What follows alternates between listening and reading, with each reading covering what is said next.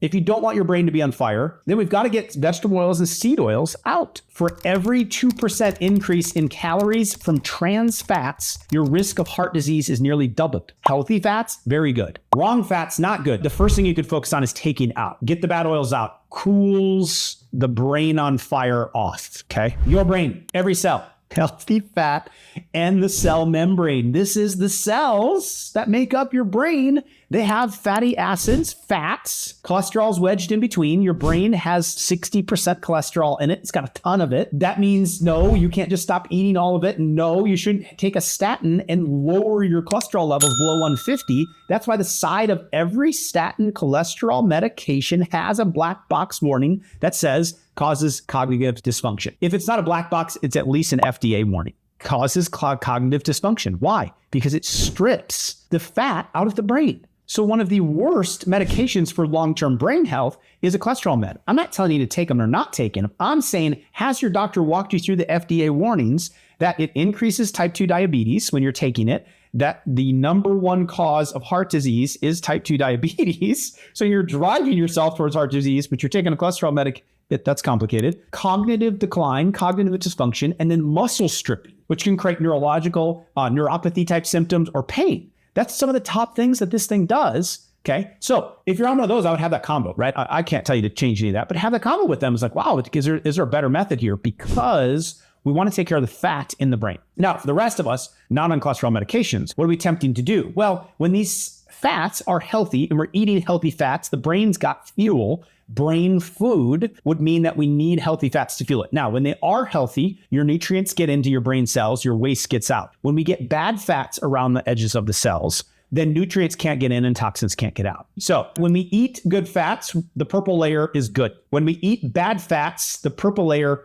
almost molds together and it's like wax. And then there's bad oils as they're heated up, they melt together. And they don't allow the permeability that is needed as if they were all individual. You can permeate down through these properly. So what do we want to look out for? Well, the top ones are vegetable oils and seed oils. The damage to the brain. Like, look at this. I just started grabbing studies. Like, there's no shortage of research on this one. No one's hardly talking about it. It is devastating. So this topped my list. If you don't want your brain to be on fire, then we've got to get vegetable oils and seed oils out. Fat to forget, trans fat consumption in memory. Greater DTFA consumption showed an adverse relation to word recall performance in adults aged 45 or less. Like, you can't recall your words because of these bad fats.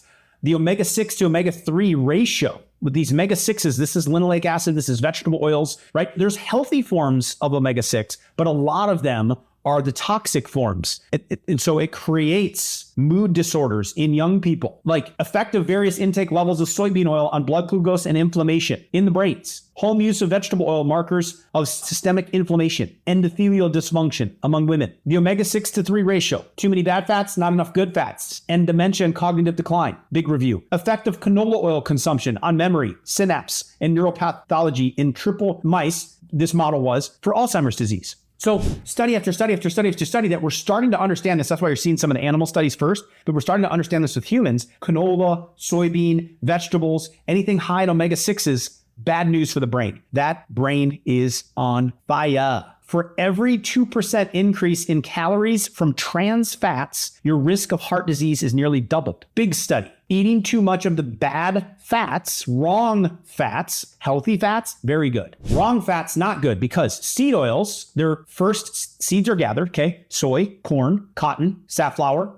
rapeseed, that's a canola. Next, they're heated to extreme temperatures. So it causes the unsaturated fatty acids in the seeds to oxidize. Oxidation is what I'm talking about right here. When these fats get oxidized, they're like wax. They melt and mold together. So again, we lose the permeability. So the nutrients can't get in, the bad stuff can't get out. Then it creates byproducts that are harmful to human and animal health. Step 3, the seeds are then processed with petroleum-based solvents like hexane to maximize the amount of oil extracted from them. This is a big problem. We're using petroleum to process these seed oils like canola, like soybean. Then industrial seed oil manufacturers use chemicals to deodorize it because it stinks so bad. When you're using hexane and petroleum-based solvents to extract, they have to deodorize it or you would never eat it. But those are harmful to health. And then finally, more chemicals are added for the color to make it look more like olive oil. more like yellow oil in our brain, more like butter. So these seed oils, the process of them, very toxic. Which one should I eat, Dr. Livingood? Just tell me the good ones, tell me the bad ones.